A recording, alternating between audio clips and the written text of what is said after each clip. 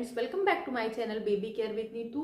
आज की video specially उन मदर्स के लिए है जो न्यू मॉम बनी है और बच्चों को फीड कराती हैं और उन्हें अपने ब्रेस्ट में प्रॉब्लम फेस करना पड़ता है, जैसे कि ब्रेस्ट में कट लग जाता है, स्वेलिंग आ जाती है, ब्रेस्ट पेन बहुत रहता है, रेडिश हो जाता है और वो बच्चों को प्रॉपर दूध नहीं पिला पाती हैं, स्ट्रेसफुल हो जाती हैं कि बच्चा भी दूध नहीं पी पा रहा है, वो भी पेन में है। तो इसके क्या कारण होते हैं, इसके होम रेमेडीज क्या हैं, आप घर पर ही इससे कैसे आराम पा सकते हैं, इस सब की जानकारी आज आपको इस वीडियो में मैं दूंगी।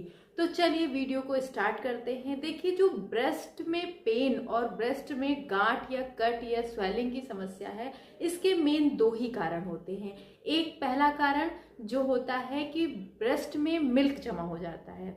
अगर दूध अच्छे से बच्चा नहीं पी रहा है या आप नहीं पिला पा रहे हैं तो दूध आपके ब्रेस्ट में जमा हो जाता है, जिसके कारण गांठें हो जाती हैं, स्वेलिंग हो जाती है और अब ब्रेस्ट पेन शुरू हो जाता है।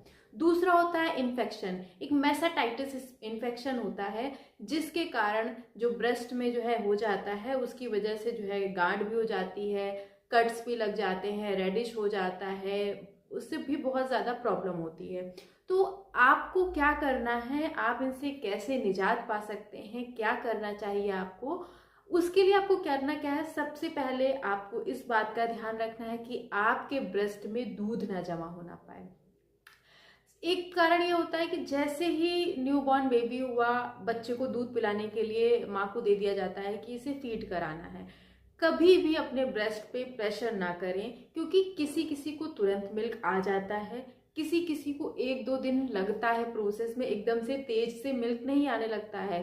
तो होता क्या है कि जो मदर होती है वो प्रेशर करती है ब्रेस्ट पे, उसको दबाती है कि बच्चा दूध पिए, मेरे मतलब ब्रेस्ट से दूध निकले, इस तरह की कोशिश करती है। घर वालों का प्रेशर भी होता है, जो भी है कि बच्चा दूध नहीं पी पा रहा है, वो मतलब खुद उसको दबाने लगती है, प्रेशर करने लगती है ब्रेस्ट पे। ऐसा आपको नहीं करना है। 1-2 दिन वेट करेंगे, अपने आप ब्रेस्ट में जो मिल्क बनता है वो अपने आप उसकी स्पीड तेज होगी, बच्चा धीरे धीरे सक करेगा और अपने आप मिल्क बनने लगेगा, लेकिन उस पर बहुत ज़्यादा प्रेशर नहीं करते हैं।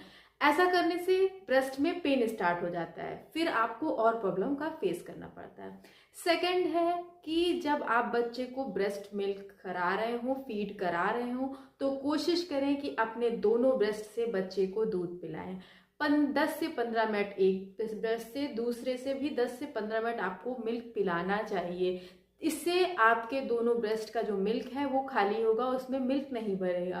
बहुत महिलाओं का ये क्वेश्चन होता है कि बच्चा एक ही तरफ पीते पीते सो जाता है, दूसरी तरफ पीने का चांस ही नहीं मिलता है, तो क्या करें। तो ऐसे में जब बच्चा उठता है और दोबारा दूध मांगता है तो आप उसे दूसरे ब्रेस्ट से दूध पिलाइए, लेकिन आपको पूरी कोशिश करना है कि आपका ब्रेस्ट जो है खाली रहे, वो भरा ना रहे।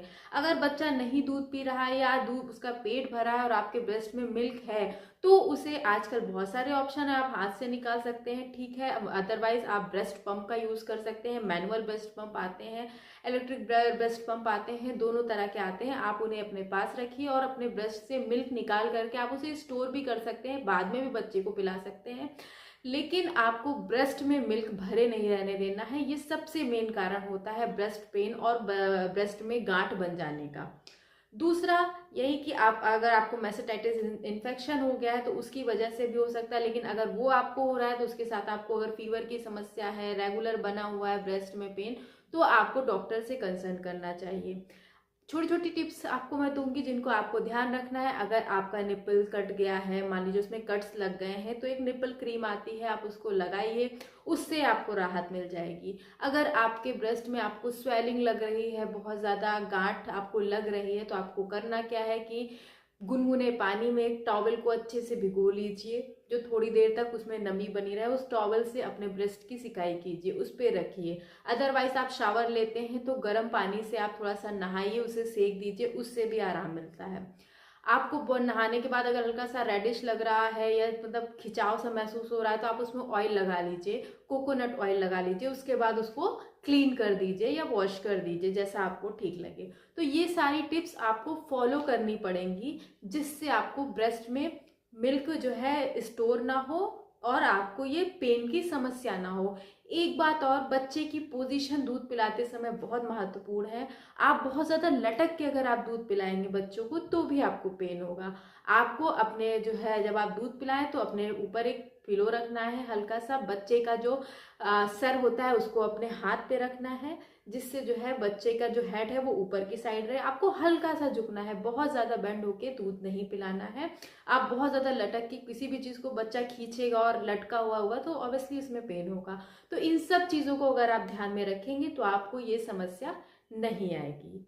और हाँ, एक बात और होता है, बच्चे ब्रेस्ट को कट कर लेते हैं, ब्लड निकल आता है, तो बच्चे इसलिए कर लेते हैं क्योंकि उन्हें प्रॉपर दूध जा नहीं रहा होता है, उन्हें सक करना नहीं आता है। तो कोशिश कीजिए जो निप्पल का जो पूरा ब्लैक वाला हिस्सा होता है साइड का, वो पूरा बच्चे के मुंह में जाना चाहिए। जब वो पूरा बच्चे के मुंह में जाएगा तो बच्चा अच्छे से सक कर पाएगा और अच्छे से उसे दूध मिलेगा और वो कट नहीं करेगा। बच्चों को जब दूध नहीं मिलता तो बिल्कुल परेशान हो जाते हैं, एकदम वो काटने लगते हैं, वो आगे का ही निपल पकड़ते हैं। तो कोशिश कीजिए बच्चा पूरा पोर्शन पकड़े, आपका जो ब्लैक हिस्सा होता है वहां से पूरा उसका पकड़ना चाहिए, तब वो बच्चा अच्छे से दूध पी पाएगा और आपको वो काटेगा नहीं। तो उम्मीद करती हूँ आपको जानकारी अच्छी लगी।